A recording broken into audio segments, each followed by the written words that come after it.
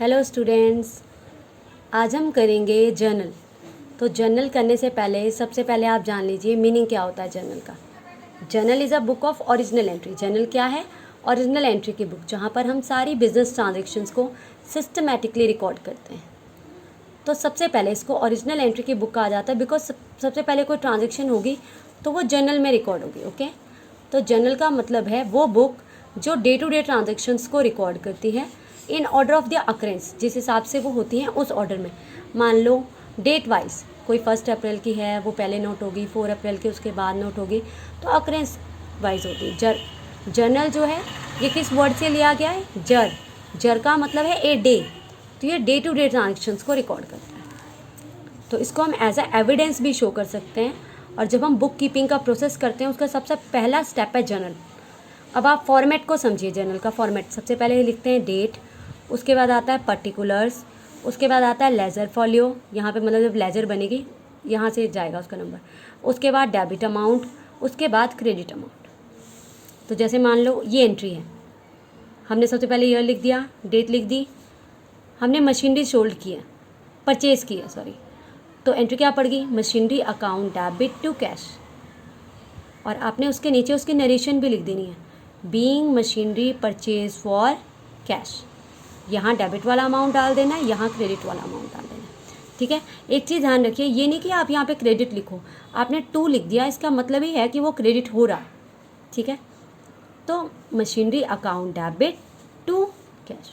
Okay, इसके बाद देखिए, इससे पहले हमने रूल्स किए थे, आपको याद होगा पिछली वीडियो में हमने रूल्स किए थे। तो हम सबसे पहले मैं आपको बताती हूँ रूल्स का यूज़ कैसे होता है जर्नल एंट्री में। अब रियल अकाउंट है, रियल अकाउंट का रूल क्या होता है? Debit what comes in, credit what goes out. मतलब जो भी आ रहा है उसे डेबिट करो और जो जा रहा है उसे क्रेडिट करो। अब ये मेनली एसेट से रिलेट करता है। अब जैसे मान लो हमारे पास ये एंट्री है, फर्नीचर परचेज फॉर कैश। कोई भी एंट्री आपने उसमें देख लिया, इसमें कौन सी दो एलिमेंट्स है जो शामिल है? सबसे पहले इसमें फर्नीचर है, दूसरा कैश। दोनों एसेट्स हैं, दोनों आपके क्या है? एसेट्स हैं। लेकिन फ़र्क ये है कि जो फर्नीचर है वो आ रहा है, आप परचेज़ करोगे तो फर्नीचर आपका आ रहा है, एंड जो कैश है वो पे कर रहे हो तो वो जा रहा है। तो हमारा रूल क्या कहता है? डेबिट व्हाट कम्स इन, जो आ रहा है उसे डेबिट करो। तो फर्नीचर अकाउंट डेबिट, और कैश आप पे कर रहे हो टू कैश, 20,000 डेबिट 20,000 क्रेडिट। और उसके बाद आपने नरेशन लिख देनी है, being furniture purchase for cash. तो समझ आ गया आपको यहाँ तक? इसके बाद हमारी सेकंड एंट्री है, मान लो machinery sold for cash 5 lakh. तो यहाँ पे आपने सेल की है तो कैश आ रहा है और मशीनरी जा रही है, इसीलिए कैश क्या हो जाएगा? Cash account debit to machinery, 5 lakh debit 5 lakh credit. तो नरेशन क्या पड़ जाएगी? Being machinery sold for cash. तो हम इस तरह से रूल का यूज़ करते हैं। मतलब डेबिट व्हाट कम्स इन, जो आ रहा है उसको डेबिट करो, अगर आप सेल कर रहे हो तो कैश आ रहा है, and credit what goes out, और जो जा रहा है उसे क्या करो? क्रेडिट करो। इसके बाद देखिए, हम यहाँ पे अकाउंट में क्या होता है, या तो गुड्स सेल होती हैं, सोल्ड होती हैं, या तो गुड्स परचेज होती हैं। तो उसके लिए हम जिस टर्म का यूज़ करते हैं सेल्स, अगर सोल्ड होती हैं।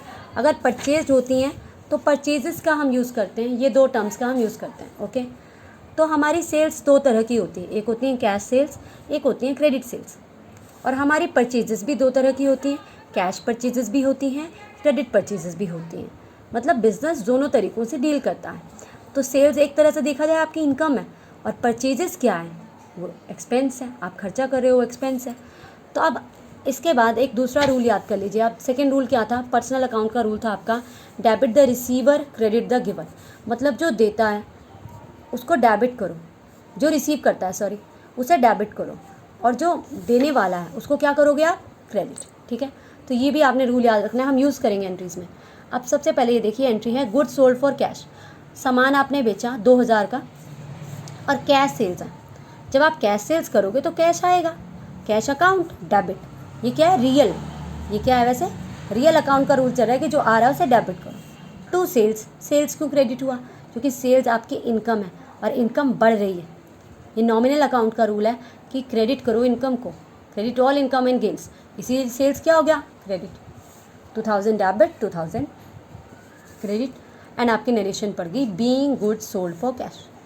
इसके बाद सेकेंड एंट्री है good purchase for 35,000 in cash. आपने गुड्स परचेज की कैश के लिए, कैश में, ठीक है।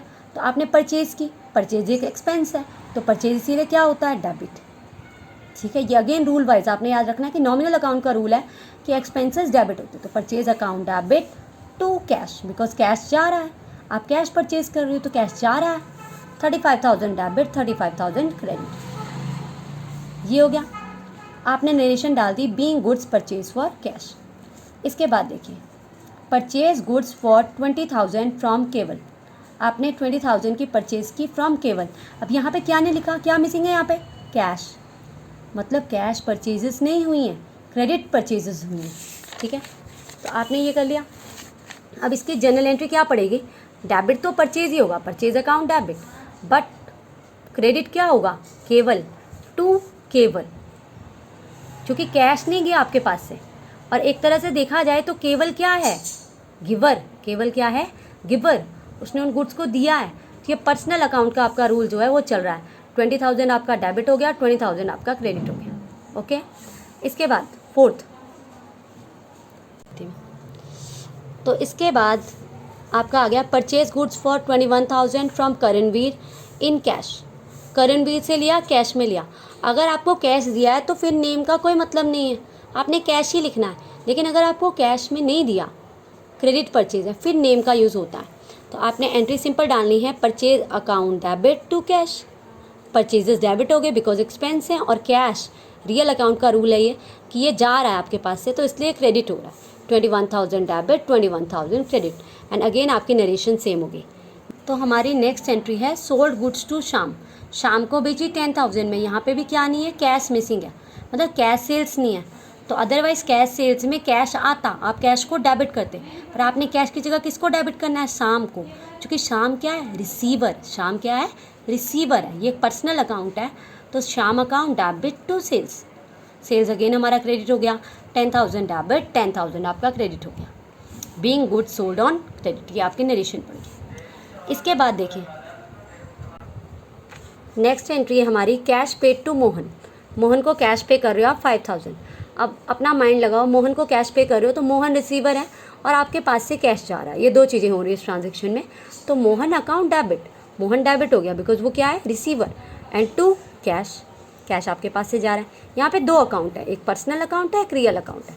5,000 debit, 5,000 credit. Next entry cash receive from Mohan. आपने मोहन से ही कैश रिसीव किया 2,000। अब कैश रिसीव किया, इसका मतलब कैश आ रहा है, ठीक है।